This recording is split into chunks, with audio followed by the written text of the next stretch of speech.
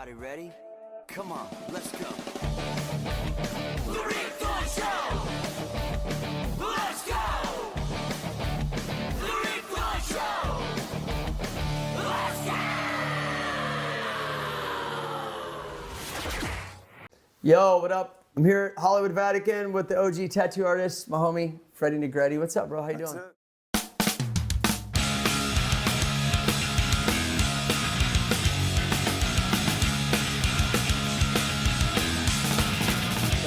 What's up, bro? How you doing? We've known each other for a long time. Yeah, years and years. I think I met you in 1998 down the street. At Tattoo Mania. Yeah. Maybe even before then. I don't know. I've been on the Sunset Strip since 1990. Oh, wow. What was it like back then compared to now? It was hair metal. It was, right? Yeah, and I remember it used to be a little different for me.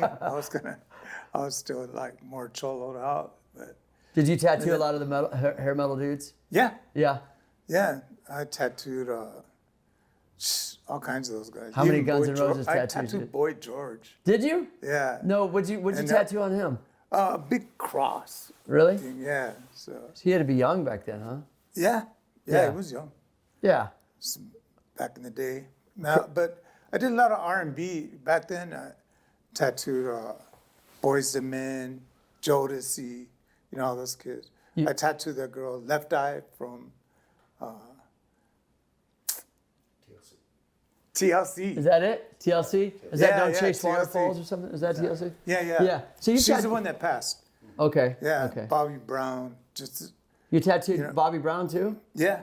Well, so wow, being on Sunset, there's a lot of celebrities, I guess. Especially back then, because there was more. The Sunset Strip. Because you've been on the Strip for years and years, but it's not the same as it used to be. No. And there used to be so many celebrities in all the clubs and the tattoo shops and just a lot of people on the street too, right? Yeah, right on the street, because everybody used to just just walk up and down the street, cruise. Yep. You know what I mean? Like, was bumper to bumper. Yeah, the first time I came on the Strip was 1988, but I didn't live out here. And then 88, 89, and then it wasn't until about 90, I moved out here in 97. So, I caught the tail end of the hair metal. Yeah, and we were here for the 92 riots. Remember, because Gil Montague was the owner of Tattoo Mania. What was that like? And that was a trip. But I remember he was like, okay, we got to stay and protect the shop. We kept the shop open, and we were, unclean at the time. So we were all bumped up. You know what I mean? Like up for 3 days all the time with guns, and just like ready for war. You'd see gangsters going by. Like in cars. Then 30 motorcycle cops driving by. And the curfew was on. And it was crazy. And I remember Dan Paolucci, that's our boy, and he was like, "Here comes a van with the door open," and we're all like, like, oh wow, because he saw the van turn the corner and it had its side door open, so he thought that somebody was coming to blast. And oh wow, we're like this, and it was the news. And they're filming. They're like, "Whoa!" They saw us with the guns, and they pulled KTLA's over. like, "What?" It was CBS World News. Oh no way! And they jumped off and interviewed us. Oh wow! And we were on like national news that night. So, oh, were you? Yeah. Oh no way! That's crazy. Protecting the shop. Was there a lot of people doing that on the Strip back then? No, and the fires came all the way up to the Strip. Really? At the liquor store across the street. Turner's? Turner's, yeah. They saw that we were there, so they opened up. Oh, I see. We just saw everybody going there. I saw, remember the football player, Jim Brown? Mm-hmm. I saw him going in there with all his boys. Oh, wow, crazy. Just like, that was the only liquor store open for miles and miles. Because they were across the street from you guys and you were locked and loaded. Yeah. So they said, okay, we're going to stay open. Yeah, exactly. Anyway. So there was a lot more celebrities. Fun. Yeah, dude, you have there's so many stories because the Strip's gone through different phases too. Yeah. And I remember back then I was like, because it was, for me it was kind of weird, hair metal. I liked the music, and I got along with guys. We hung out with CC DeVille and everybody. We'd be at the Rainbow. I partied with all those guys. Right. You know what I mean? Like, it just wasn't, my style, makeup and leotards. Yeah, spandex and poofy hair. Yeah. It's still But, not my style, but I like some of the music. Yeah, absolutely. And I remember I used to say, just watch on the strip. One day it's going to be all cholos everywhere, and then everybody would laugh.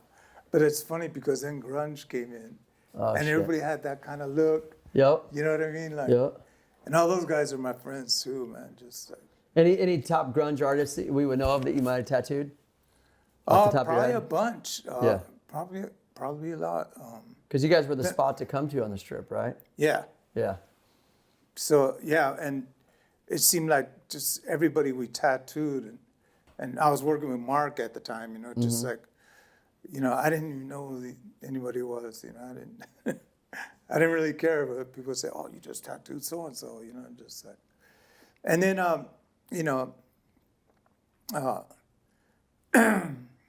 my boys from like Snot, Told the Wet Sprocket, all the guys from Santa Barbara.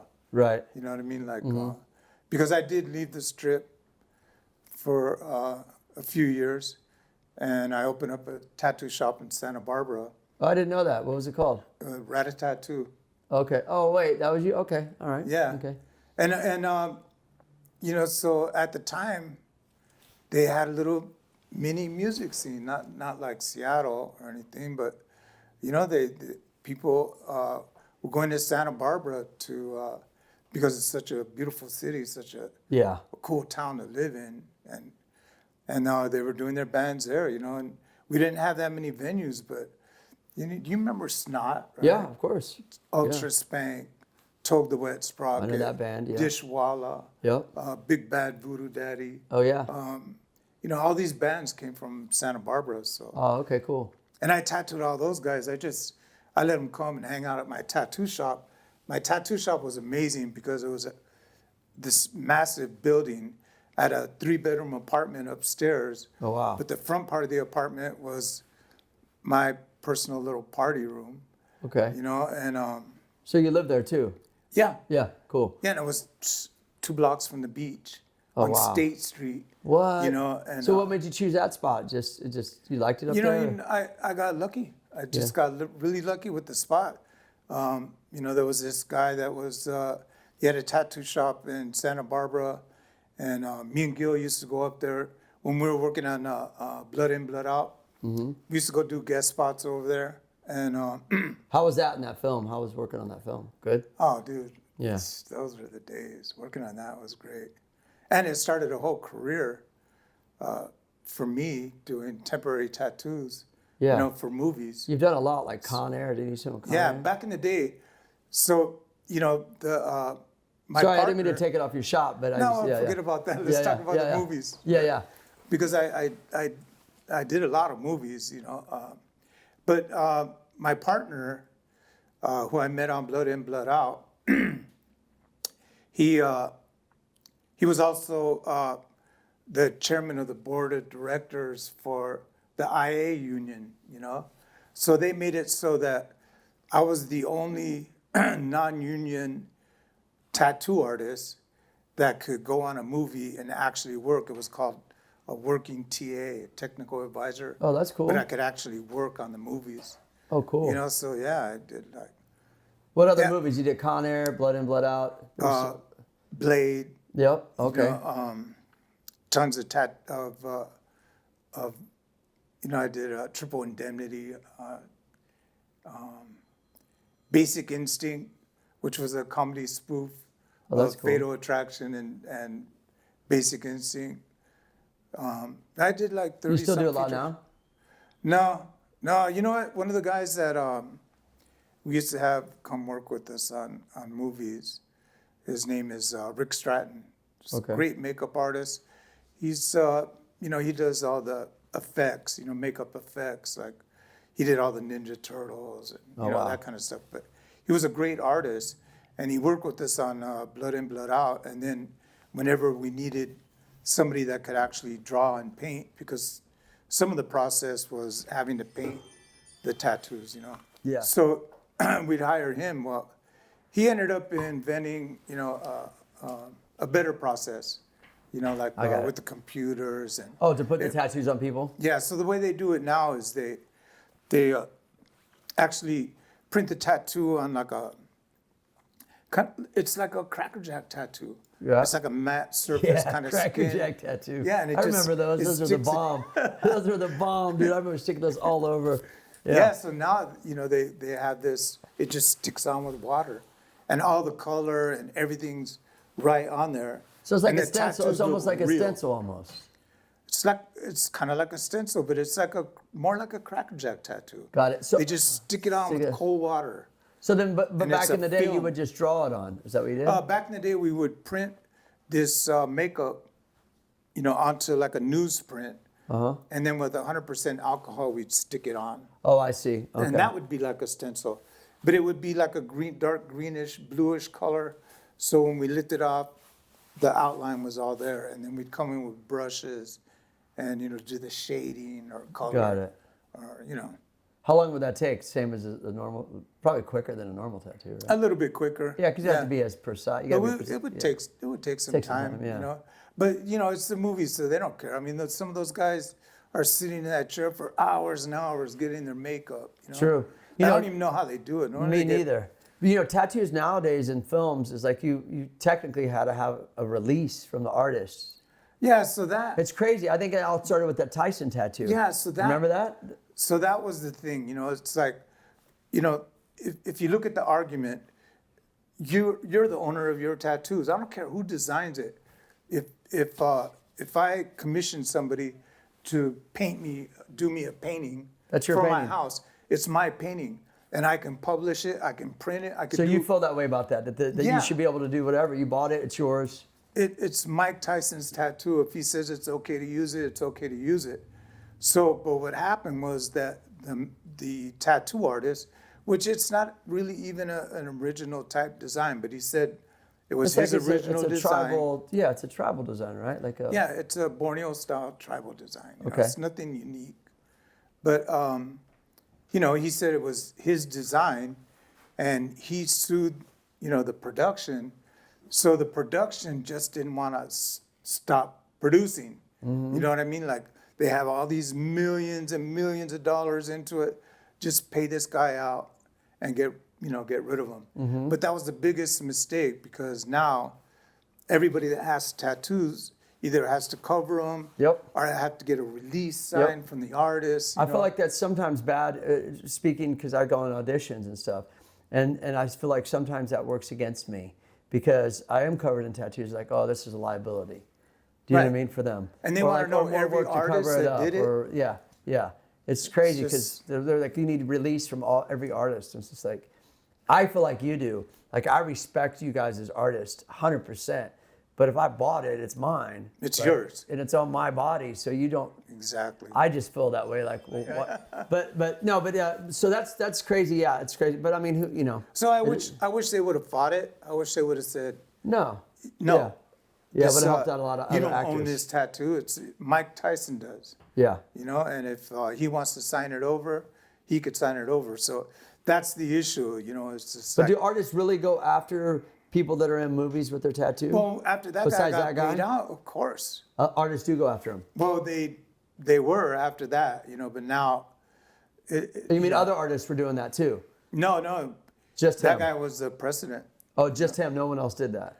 I think other people did try, but I don't know exactly Yeah. what That's crazy. But immediately Hollywood, they made it a rule like if anybody has tattoos, you got to get them signed off. So I'm signing off tattoos all the time. You are. Yeah. Oh wow, wow, that's crazy. So and they made it convenient. It's just a e-signature. They send you an email. You You just just sign sign. So I just Yeah. sign right away. They're just covering their liability Yeah. if they have yeah. It's crazy. It's a touch. I mean, I guess because someone could see it another way of like, well, it is your work, my work. Other artists you think look at it like, well, that is still my work. Not like me and you look at it. Did they look at it Yeah. like, well, that's still my work, so if you use it, I want to get paid. I don't know anybody like that though. Yeah, I don't think like that at all. No. The way I think is when I do you a tattoo, that's your tattoo. You know what I mean? Yeah. Like, I don't own it. You know, it's just, and we worked on the design together. You know what I mean? Like, you had to approve it. You know? So that's just my opinion. But anyways. But you've been in it long enough. I mean, you've seen tattooing change. You've seen the strip change, but like, what about tattooing? Obviously, it's changed from back in the day. God. But like, you seem to be like changing with the times. Yes. You know, maybe some older dudes. I'm not saying anybody. I'm just saying maybe, because in my field, like some older dudes sometimes aren't as open to like the new style of kids. But you've been able to keep reinventing yourself to be relevant. That's what you have to do these days. And you know, I watch these changes like take place so fast. I mean, this used to be Shamrock Tattoo, the world famous Shamrock Tattoo. And I worked here for 18 years. I've been in this building, you know, 20 years. So, 21 years. But I worked at Shamrock for 18 years. And I remember when I first started, you know, we had a big rack, you know, like a flash rack, you know, that people would just turn. You remember that, right? And there was flash I came on here the right when wall. this shop opened too.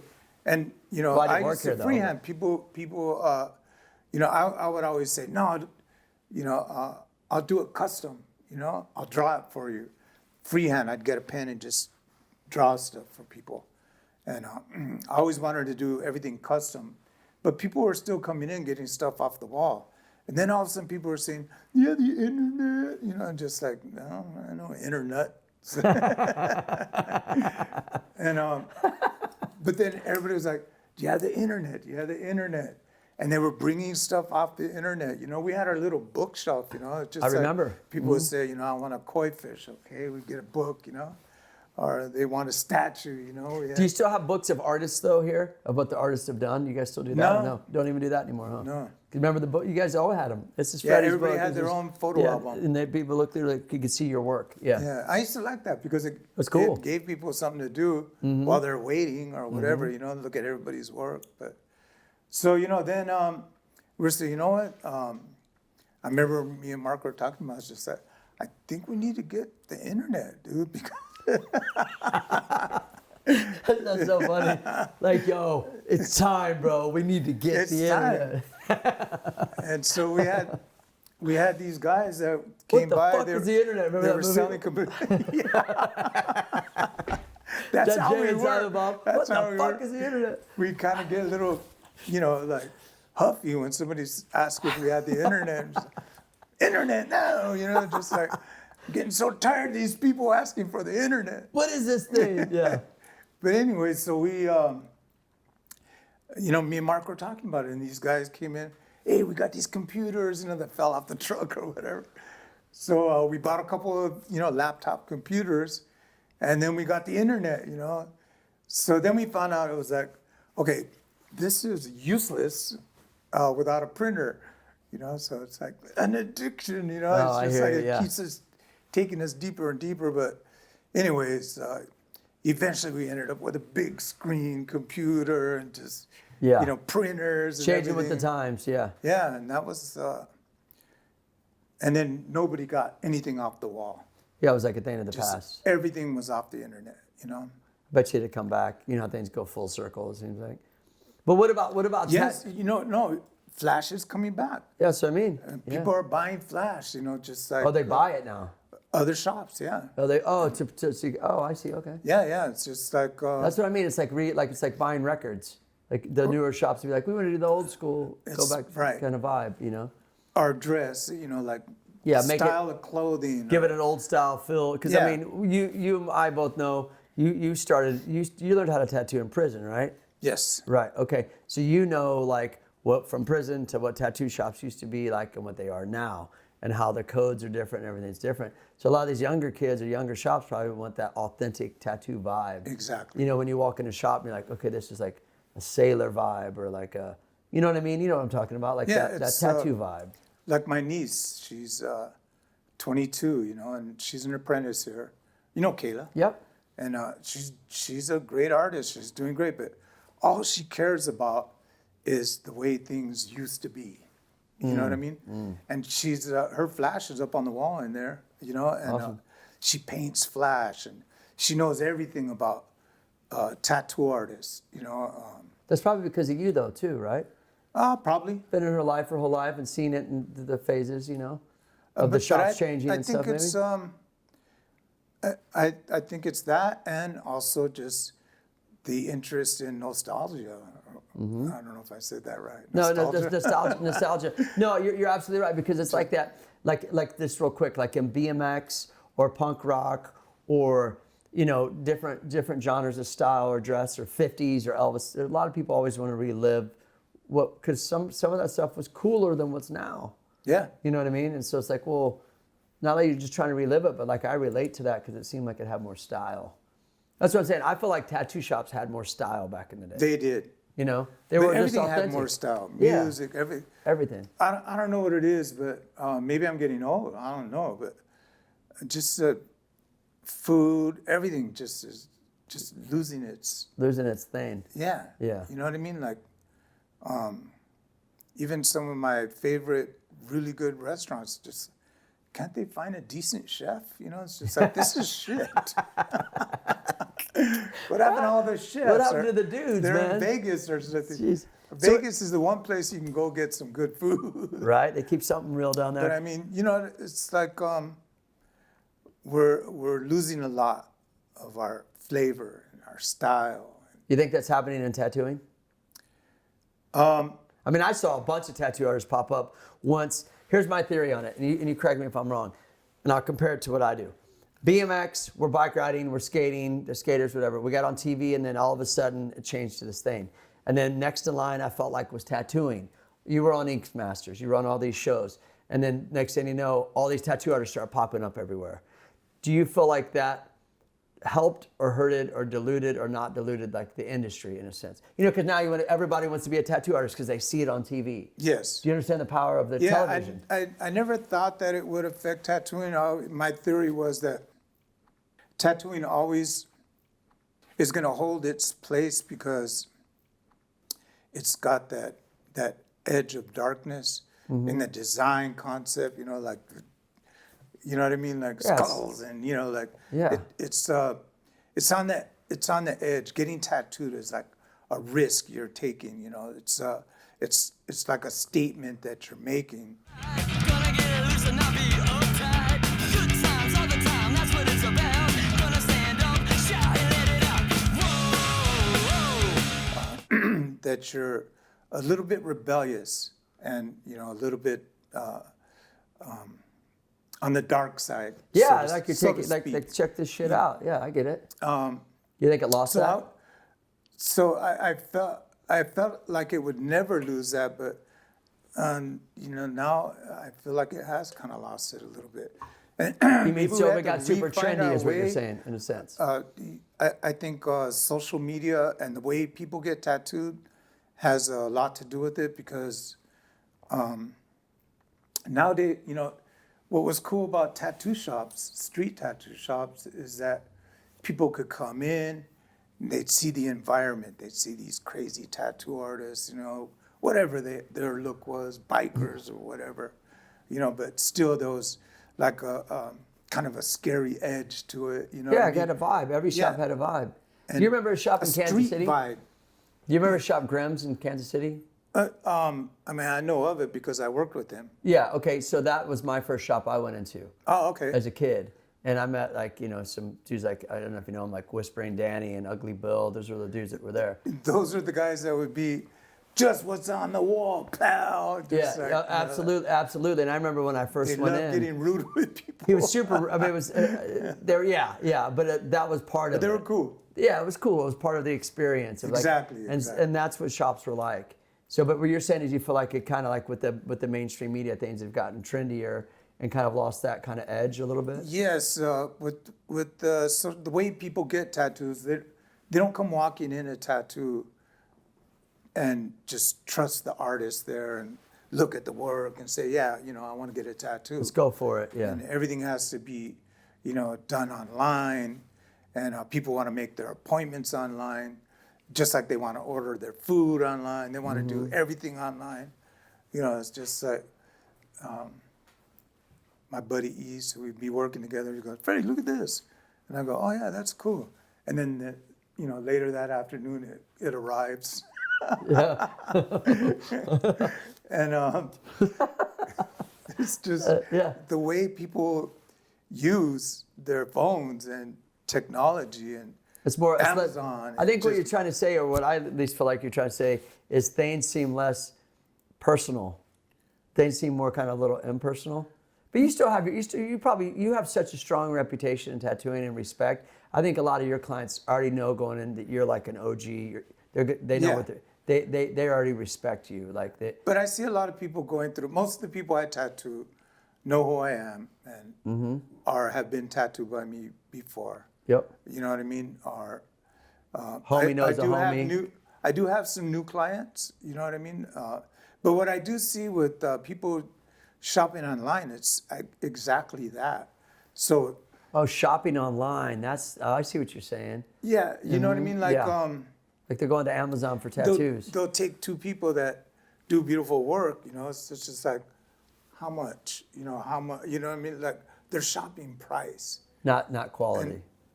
Or experience. Not quality, but experience, or just. Just the price. It could be two people with the same quality of work, but they're gonna go with the person that's cheaper.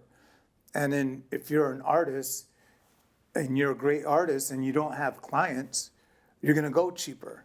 Yeah. You know what I mean? Yeah. And so that's happening. It's got to be about the vibe, though. I always thought when I first started getting tattooed, I was like, that dude seems rude. I don't want him working on me. I'm gonna have a good experience, a good vibe, a good that's my personal thing, because I'm gonna Yes. look at that tattoo and be like, homie did that. Oh, that dude was a dick. You know what I mean? Like that's a moment in my life. That's how I would look at it. Yes, and that's why I want to have a street shop and not a private studio because I want that vibe still. So people are coming in. We're like a private studio street shop. Combo what I of mean? both. Yeah. Since nobody's walking in for tattoos anymore, having an artist just sitting there waiting for somebody to walk in seems to be obsolete. You need to get artists that have a clientele or somebody that you can. So now we're using meta advertising, and we get these artists and we do the advertising for them. You know? Got it. Yeah. And we set the price and we get the people for them. You know what I mean? And also too, I think when people come to get tattooed, it's also word of mouth. They'll be like, "Oh, you got to go check out Freddy. You got to check out the Vatican." That's how it always was. Yeah. Do you think it's still that way a little bit? Yeah.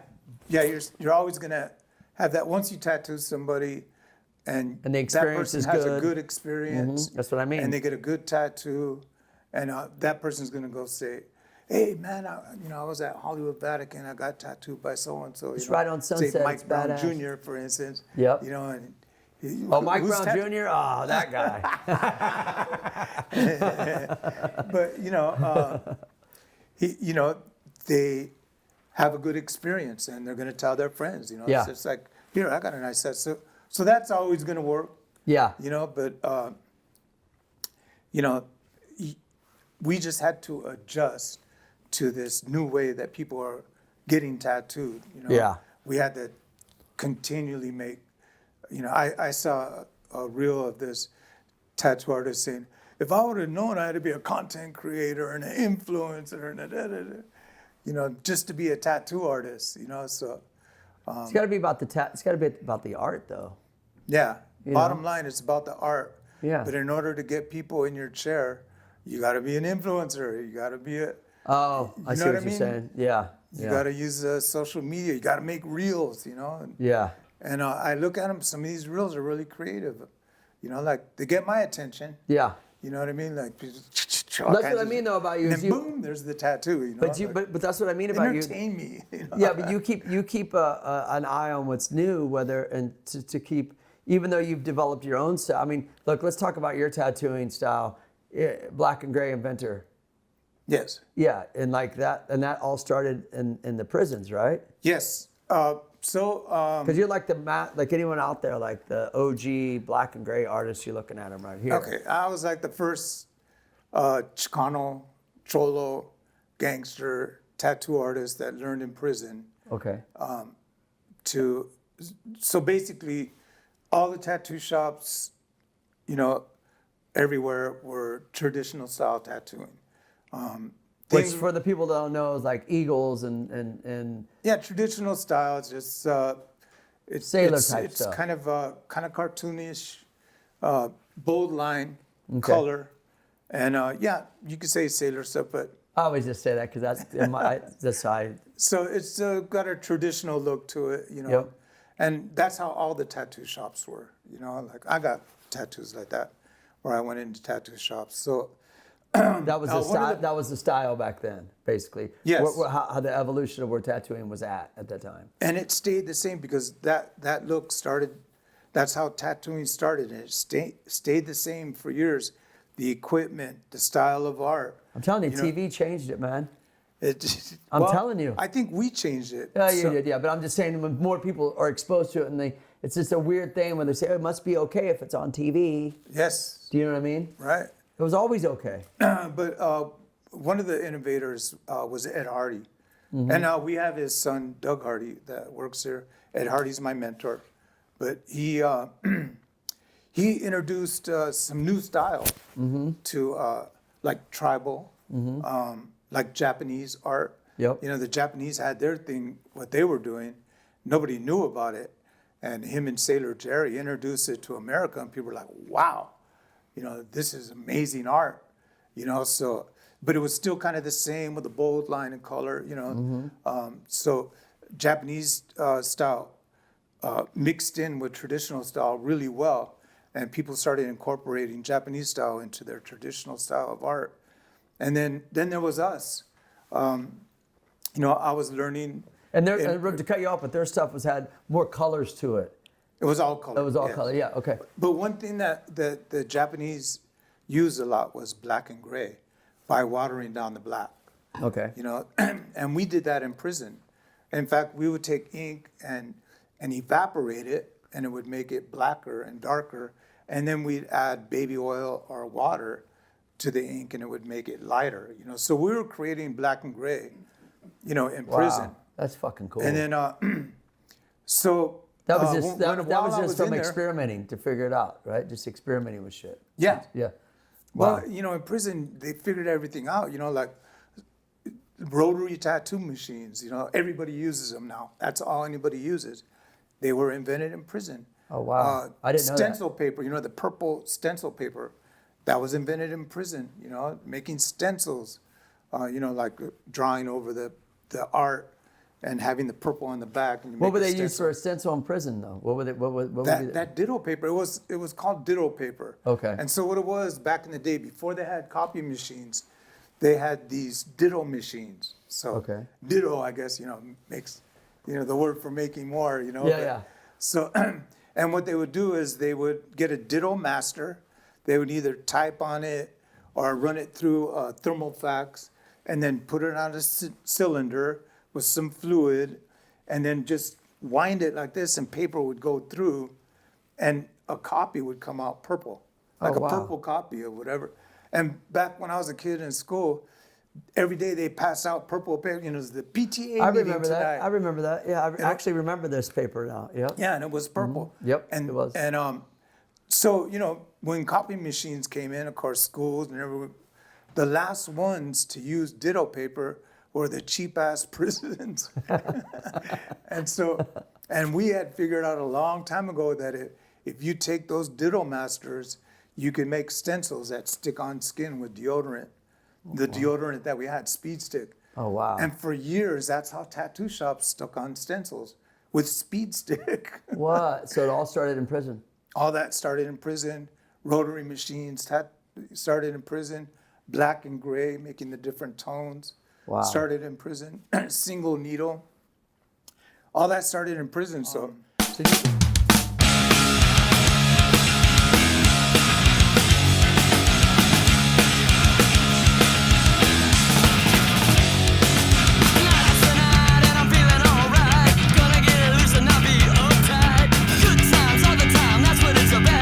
So do you think like a lot of the American tattooing started in prison? our style. Your style. So- Your style. Okay. So basically, in prison, we didn't have colors. Right. So therefore, we don't like them. I Right. guess you could say we didn't want our tattoos to look like cartoons. we wanted our tattoos to look more realistic. And by going with fine lines instead of bold lines and shading, we could get a more realistic look based off a black and white photograph. You know what I mean? Yep. So we were doing tattoos that looked like black and white photographs. Wow. And that was our Chicano style. But, other people in prison, took it up, like the whites. Their designs were different. They wanted wizards and castles and dragons, European dragon. And what was the stuff you guys were doing? We were doing, cholos and gangsters and clown girls and, revolutionary stuff like Pancho Villa and Aztec stuff, girls. We like girls, we're romantic. So it was cool to take a revolutionary with bullets and everything and a big sombrero and just put it on a pretty girl. That's dope, yeah. Or the same thing with the clown girl. Or What would be a clown girl? Just a girl that's like that's dressed as a clown face or something? Yeah. Awesome. And then... Well, do you remember your first tattoo that you ever did on someone? Was it yourself? It's that little line right there. So I remember I was in juvenile hall. Like that long? That's cool that you can still see it though. I was in juvenile hall, and I was running away from my foster home. And I was a bad kid. I was a bad seed. And anyways, I was in juvenile hall, like 11 or 12 years old. And they were going to release me. So I was in this cell, waiting to get released. And they brought this older kid. I was, like 11 or 12. And they brought this kid like 16 or 17. And he was a hardcore cholo, cholo gangster from Maravilla. And he had tattoos all over. And I was just like, whoa. Wow. Like this guy blew me away. And he probably would have never even talked to a little punk like me, but we started talking. I asked him questions about his tattoos. And he was like, yeah, my homeboy from prison did this.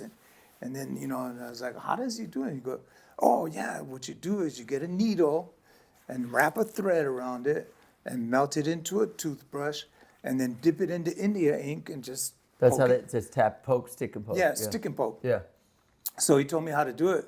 And I remember the last thing he said was, oh, you know what else works? Is girls' mascara. And so, so that night I got out and I remember I pitched a tent in my bed and I had flashlights. And I had my sister's mascara and I made that little needle thing. And I was going to write my name, but after one line I was like, okay, that's enough. So you were 12. Yeah. And, So is that when you told yourself, I'm going to be a tattoo artist? Well, I just got obsessed with tattooing after that. And I covered this whole arm with hand-poked tattoos when I was 12 years old. Oh, wow. And and I joined a gang. Okay. And I became a cholo, you know what I mean? Like Yeah. that. So I was obsessed with So then what tattooing. year how old were you when you went to prison? So Or actually, in and out of jail and stuff? yeah, my whole life as a teenager. After that, the longest I ever stayed out was like 2 months. Got it. And then finally, when I was 20, I went to youth authority. And then when I was in youth authority, we still doing stick and poke, but there was a lockup program called Tamarack program, and it was for hardcore YAs. Youth authority is like, I think they've done away with it now, but California Youth Authority was like prison for teenagers. Got it. You know what I mean? Yeah. And which made it crazier. It was more violent, more crazy. Yeah. Because you have all these gangsters, young gangsters just trying to prove themselves and riots all the time and just stabbings all the time. Crazy. But it was crazy. So they had this program. It was called Tamarack program. It was up in Preston School of Industry. There used to be this castle. It came out on Ghost Hunters because it's haunted. But the first YA was this old castle. And then the first annex was like in the back of that castle in a gully. They built like a dungeon, Oh, wow. And this place was crazy. You went in there, it was 2 tiers. It's haunted, huh? Like prison. Well, the castle was Castle's haunted, okay. And I'm telling you, it was because I'm all into that. from I my get it. cell at Tamarack, we used to hear screaming. Wow. And dude, did you hear that? We used to hear screaming. And then Ghosts are real, man. I'm telling you. Some on people that don't Ghost believe it, but Hunters they're thing, 100% that guy real. even got scratched, and he had scratches on From his back. that from that spot? Yeah, because this nurse got killed there. But anyways, that's another Wow. story. But so in Tamarack program, First, like they would send you, for me, it was selling dope. They'd send you to prison, Tracy Prison, for 90 days. And then they would send you back to this Tamarack program. And it was a lockup program. And the staff there, their way of dealing with these kids is just like, these kids are gone. Like, so we'll let you tattoo. We'll bring you pornography. Just don't kill each other. That's all. Oh, wow. That was our rule. Got it. Was not to riot, not to kill each other. So, which we did that also. but they let us tattoo, and that's how I got good. And then we got the plans from Susanville Prison how to make a homemade tattoo machine, a rotary tattoo machine. Wow. Out of cassette motors. And then the staff brought us inks, needles, whatever we needed to make those. Because it was machines. showing something that you were being productive and being positive and staying at. No, it was just so we wouldn't kill each other. Yeah, I guess so. Yeah. But yeah. I got so good at it. Some of the staff let me tattoo on them, and eventually, because I was telling them, hey, I'm gonna get a job at a tattoo shop. Just give me a time cut. Get me out of here. And they actually sent me to board and got me out a year early. Oh, really? So when I got out, I immediately started tattooing out of my apartment. And where was that? What city was that? In Pico Rivera. Okay. But I'm from San Gabriel. Okay. But so all my homies came and all my neighbors, but everybody. Were they like, dude, you learned how to do this in prison? I want one. Everybody wanted They prison were tattoos. hyped, right? But there was already a phenomenon going on. People were already tattoo smart because Jack Rudy Weddle and Good Time Charlie had opened up a tattoo shop in East LA doing prison tattoos And that was professionally. Good Time Charlie's, right? Yes. Yeah, okay. Good Time Charlie's. So they were specializing in prison tattoos in a street shop, the only street shop anywhere, Wow. offering black and gray tattoos. Okay. And so, And their style of black and gray was different than your style of black and gray. well, they were using professional machines, and so their shading was looking pretty good. And then the kind of the style of artwork was different too, because you were doing more kind of like. It was Chicano, really good like- because Jack Weddle, he was white, but he was he was adopted by Mexicans.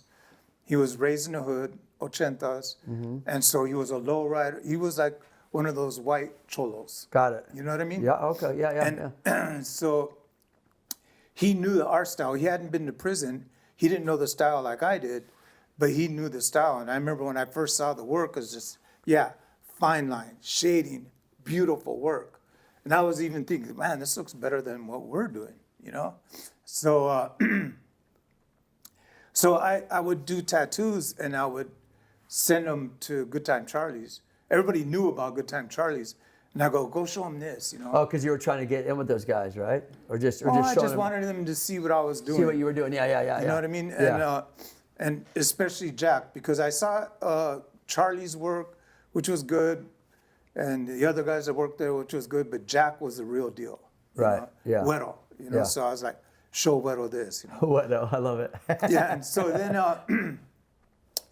Jack said, hey, people would come back and say, Jack wants you to go to the shop, And And you were still doing it in your apartment at this Yes. point. Yeah. And you just got out of prison. right. Okay. So you're like, okay. So I took my gotta my figure artwork. this out. Yeah, I got it. Yeah.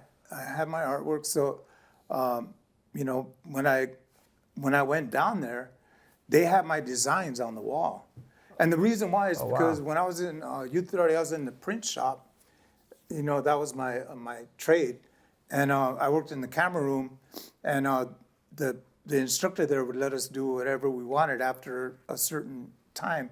So we used to make stationery paper, like to write home on letters, with lines on it. And then down in the bottom, I would do a beautiful tattoo design, Oh, wow. And then we mailed that shit to every prison, and everybody wrote home and stuff. So Wow. my designs, That's that's pretty how cool. Smile Now, Cry Later got out there. Yeah. My designs were everywhere, You did those in prison too? Yeah. Yeah. Okay. And so when And you got to let them know that a little more about that too. Yeah, when you- yeah, I'll tell them about Yeah, that. yeah. So when I got out, they had the Smile Now, the Cry Later. They had my Chara girls, on the wall. On You're the like- wall, and I I was guess, like- did they know that was your stuff? I told them, I told Jack, I was like, dude, those are my designs. Those are my patterns, you know. And he's going, dude, everybody says that. Everybody comes in here and says, my uncle drew that or my homie drew You're that. like, fuck that, I did. That's my shit. Because people would, you know, they'd write home and say, did this drawing. You Oh, know? the front. Yeah. Trying to buy your shit. Yeah. So, and I was like, no. And I opened up my folder and I showed him the originals. And he was like, oh, okay, you know, so. See, that's pre-internet when you had to bring your own shit, your own Yeah. photos, your own like your portfolio. Your portfolio, Yeah. So, and you'd sit there and watch people look at it, you know what I mean? And see their And then expression. you'd be like, yeah, okay, I'll check out your Instagram later. Yeah, swipe. Anyways, Yeah. but so he didn't give me a job right away, but he said, let's keep in touch, you know? So we became friends, you know, and I'd keep sending my work and he'd send people to me to see his work. And then Good Time Charlie turned Christian and quit tattooing, and he sold the tattoo shop to Ed Hardy. Okay. And then Jack told Ed Hardy about me, and Ed Hardy was like, we got to get this guy here, not only because he's great, but, you know, to relate to these people that we're dealing with. It's East LA, right in the middle of East LA. Every gang, you know what I mean? Like, so it was What was you it know, like back then? It had to be fun. It was cool. And it was funny, you know, like, I don't know how, but, you know, like, me and Jack started working together, and we did the night shift, and it was amazing. But, you know, one day, all these gangsters from, say, Garrity Loma would come, you know, like, and we'd be tattooing all of them. And then the next day, their blood enemies, Barrio Nuevo, would come. They never came on the same day, all these different gangs. We never had two gangs come. That would have been good, though. No. That would have been good. That would not. I met Jack before. And it was through always Solo. my thought. I was Yeah. just like, "Ooh, man, you know, like, what if they would have came on the same day?" Or like 5 minutes earlier, like, dude, like, It's almost like they had a thing just like, "Hey, we're gonna go to the shop tonight." yeah. It's like we were the one neutral place in East LA. So, but me and Jack just worked together and got really good, Yeah. you know. And basically, we introduced with the help of Ed Hardy, because Ed Hardy was like the pope of tattooing. He was the first one to, you know, do the private studio thing with his realistic tattoo studio. He introduced Japanese style. He did a lot. yeah, he's the one that came up with this is traditional style. He introduced tribal style, and now he was introducing black and gray realism. And I remember when he named it, Jack used to call it fine line, you know. No, he used to call it single needle, Okay. you know. So he goes, "This is single needle, single needle." And did Eddie say fine line? And then I called it fine Oh, line. you did? Okay. I called it fine line joint style. Like I wanted to stick with this is prison style. Right. And Ed Hardy was no, black and gray realism. And then Jack was like, yeah, single needle realism. He's like, no. So And I was like, twister. joint style realism, no. Like, Black and gray. And I always, that's one of the things I'll remember back. It's like, if somebody will come in and say, I want a black and gray tattoo. And I'll flash back to when Ed Hardy named it. Wow. You know, we're going to call this black and gray realism. That's an awesome story. Yeah. Do you, I never knew that. I'm sitting here learning, like I'm taking all this in and it's amazing. I love hearing this stuff. Does anyone ever come to you and say, I want a color tattoo? I mean, has that happened? So, Or will you be like, nah, part of I'm my going to do story, the black gray? if you see Ed Hardy's Tattoo Times, there's a back piece in there that I did, and Ed Hardy called it the tattoo of the decade, right? Because what I did was the center part was like a Virgin Mary, and that was all black and gray, and then I did colored roses in the background with two black and gray angels, and then I did, you know, like the rays coming off her hand. One was the planet Earth in flames, and the other was like a heavenly city. And then two faces, a fiery red skull, and then the face of a beautiful girl in color. So that girl face that I did and that skull were like the first attempts of an artist to do color realism. Oh, okay. Okay. So I got that one too. Oh, that's pretty dope. So, And dude, that's so nowadays. I mean, there's a lot of color realism, right? oh yeah, it's Yeah. amazing what Yeah. they're doing. It's Yeah. unbelievable. So you started that too, then? Well, I don't know if I actually started it, but I do know that I did that tattoo, and it was out of my wheelhouse, because when I saw Ed Hardy's work for the first time, I remember Ed Hardy was coming to the shop. Jack was like, "Yeah, Ed Hardy's coming to meet you," and this and that. And I was like, "What kind of work does he do?" And he's like, "Oh, he does that color shit." You know, Jack hated color. So then Ed Hardy looked at our work and he just praised us. He loved what we were doing so much. He goes, here's some of my work. He brought pictures of his work. And it was one back piece after bodysuit after, you know what I mean? Like, and all in color. And it was just blowing me away. I was just like, Jack, color shit? You know, this is color shit? And Like this is, yeah, it this was is all good. Japanese back piece, just some of the most amazing tattoo work that I've ever seen to this day. Wow. You know, that there were so many things there that he did that were never even published, you know, but so then I was like, I gotta learn more. I'm doing little badge tattoos here and there, you know, like I gotta cover somebody's whole back. I gotta see somebody's body as a whole canvas, Yeah. and not just a little tattoo here and there, you know what I mean? Like, and I really clung to Ed, you know, and he would take me up to San Francisco. I'd stay at his house, and then I'd go. He'd set up clients for me at Realistic Tattoo Studio, which looked like this Japanese dentist office. Wow. Kind of like, you know what I mean? Like, it was just amazing. I never saw anything like. There wasn't anything like it, you know. Nowadays, yeah, but he It's tattooed new. by appointment only, $100 an hour, you know, just, and so I learned so much. So he helped coach me on that tattoo, and then he, you know, promoted it at the Fifth World Tattoo Convention, and he didn't enter the contest, and so I won Tattoo Artist of the Year with it. Yeah. And he published it, and so What year was that? 1979, Wow. 1980, Okay. Awesome. 1980. Wow. That's a long time ago, right? I mean, yeah, but you're still doing it, and that's. I mean, I don't know how you tattoo the way you tattoo. It's so amazing. Well, one of the things that Just the concentration and just because every time I come in here, I'm always hyper and I'm like, hey, what's up? And you're always just so focused on what you're doing. There's no distraction. I don't know how you do it because I just what you do is amazing. Well, it's like to me. we're saying, tattooing changed so much. You know what I mean? So it seems like a lot of the older tattoo artists are just kind of like, this is how we've always done things. Focus. Yeah. No, it's just like they don't change. Yeah. You know what I mean? And when I went through my little period of drugs and personal problems, I even Right. went back to prison at 50 years old.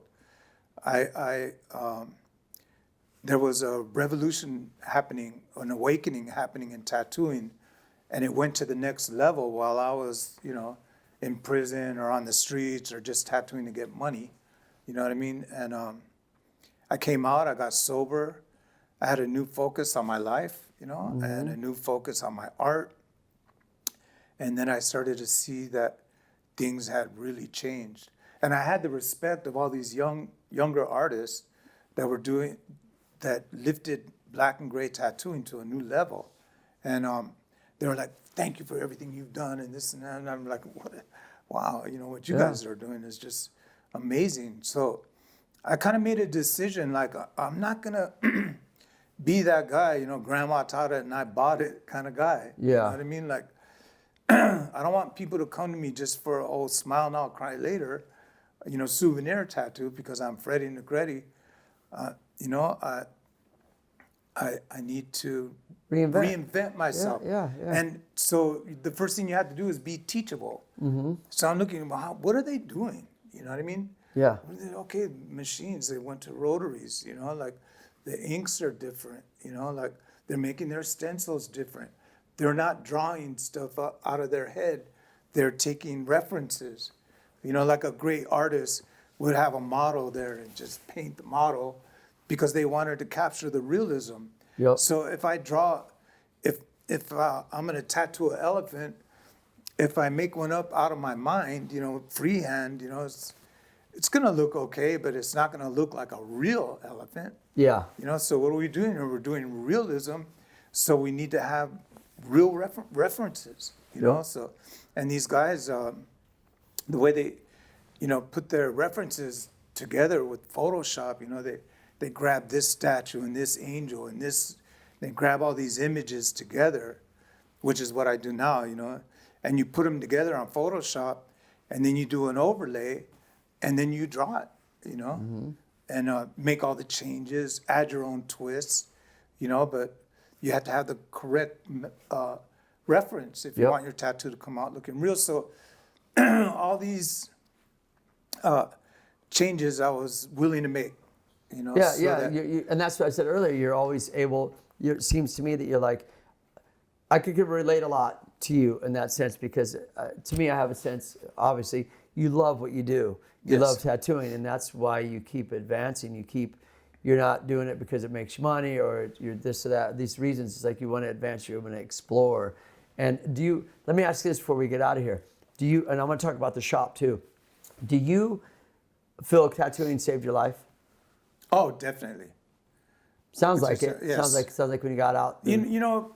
So I said I was a bad seed, like I went through a rough time as a kid. Right. Because my parents both went to prison, and my sister and I, luckily, they kept us together, but we went through the foster care system, and we ended up in a foster home that actually kept us for a long period of time. Like they never adopted us, but they kept us, and there was this, measure of abuse. Their thing was like they were white Mormons, and they're like, okay, we're taking in these Mexican kids, which like I'm not that dark.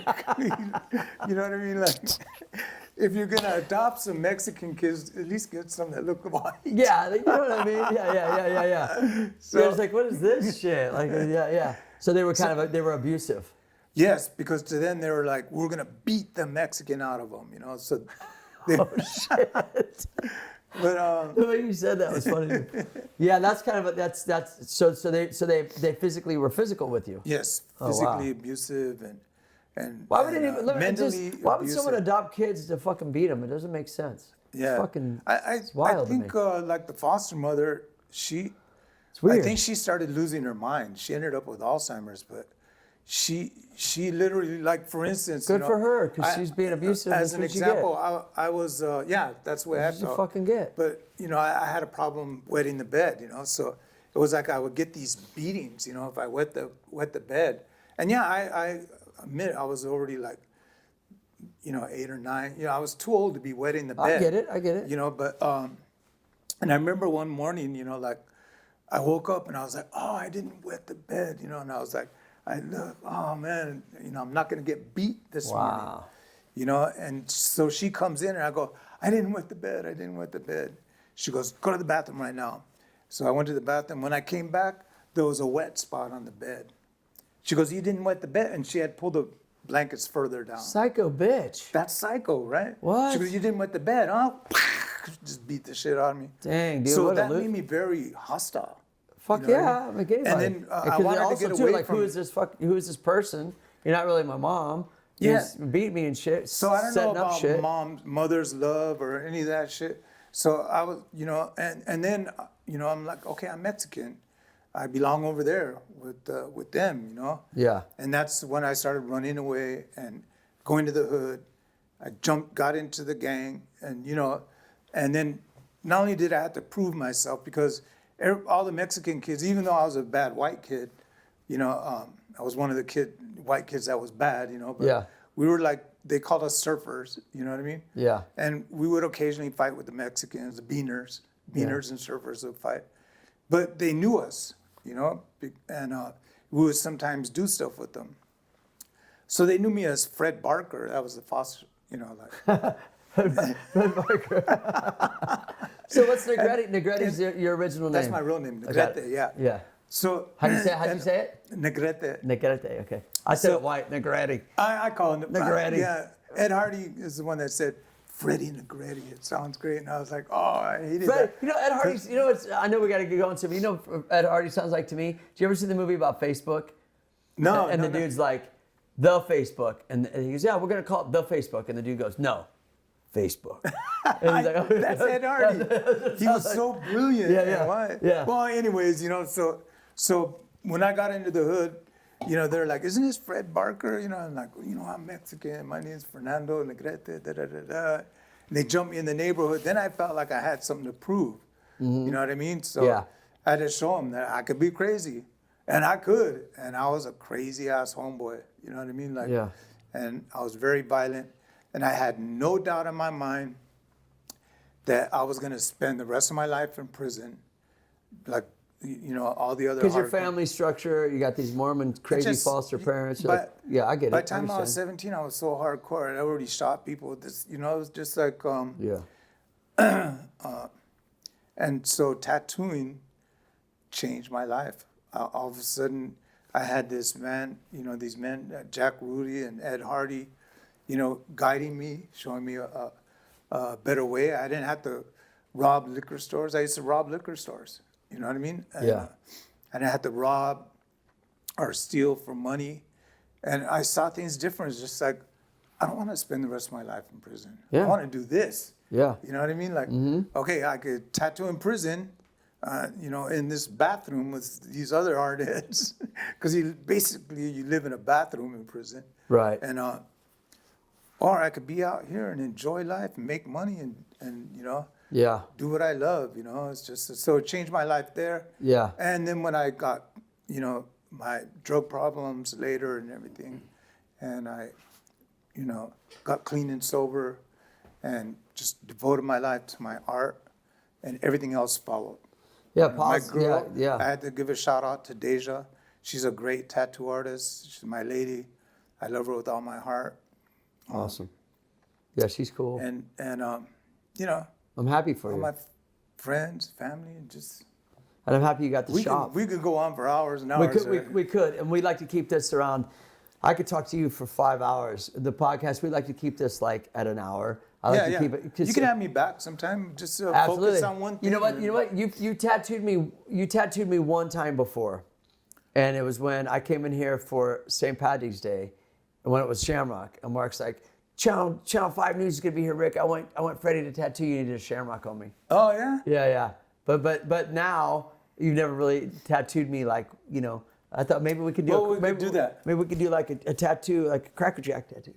A Cracker Jack tattoo would be sick, dude. You know what I mean? Why not? Like something cool. But before we get out of here, let's talk about the shop. Because I want people to come to your shop, and anyone out there that's listening, if you want to get a tattoo and you're old enough and all that kind of stuff, you got to come see Freddie here at the Vatican. Talk to me about the Vatican real quick. Okay, this is an amazing place.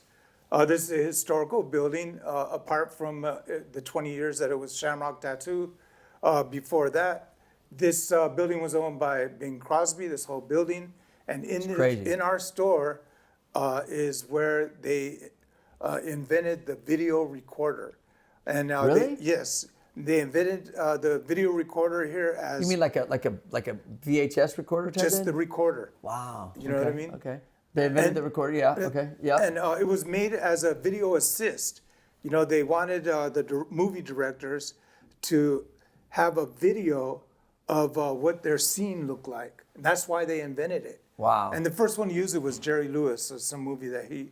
And also this was called Finlandia Baths. And there was a private club here. I showed them down in the basement as the bathhouse. But I've seen it too. It's wild. That private club was called the Rock Hudson Project. And Rock Hudson, Peter Lorre, Tony Curtis, Humphrey Bogart, all those A-list actors from back in the day were members of this club. Awesome. And they used to be in those bathhouses downstairs. So, but also too, didn't Marilyn Monroe live upstairs? And there's a 2-bedroom apartment up there. Marilyn Monroe lived upstairs. Crazy. This was a Hollywood icon. Right across the street is the club that Oh, what's that? The gangster's name? Huh? No. Well, Suge Knight. Oh, Suge Knight got shot at that. Yeah, club, and he came right, to the yeah. tattoo shop because he used to hang out here. But no, what was the gangster? The Jewish gangster, guys? Not Bugsy. The one that probably killed him. He was the LA guy. You know, like I don't know. Anyways, he was a part owner of the club across the street. Oh, that's so cool. they were just. Yeah, there's a lot of history around here. The Strip's got a lot of history. Yes, From the Rainbow to the yes. Roxy to the Viper, this whole block is just like crazy nostalgic. history. Yeah. Well, listen, can you let people know what your Instagram? They can follow you, see if they want to get some work, follow you, see Yeah, his follow work. me on Instagram. Even though we were talking about how things are Instagram now, it's just the way it is. What I was saying was I'm all in. Yeah. You know, so you'll catch me for hours scrolling through, watching videos too. So it's Freddy, FREDDY _ Negrete, NEGRETE. And then the Hollywood Vatican is just Hollywood Vatican. We have Hollywood Vatican is Hollywood Vatican. Yeah, and I'm glad you guys took over the shop. It's great. I'm stoked for you. Well, I could tell that whole story later. How I know what happened with Mark and all that stuff, but yeah, but no, this is about. We had a really good history lesson with tattooing. I mean, I can go on. I mean, I'm sure you got plenty more stories, but anyone out there, follow Freddy if you're interested in like one of the best tattoos in the world, or if you just want to come check out the shop, just come check out the shop. You know what I mean? It's on Sunset, Hollywood Vatican, across the street from the Rainbow and the Roxy. So roll through and like anyone out there, subscribe, tell your friends. If you haven't subscribed, tell your friends and follow Freddy. Follow me and stay rad. Yeah. Thanks, Freddy. Okay. Everybody ready? Come on, let's go.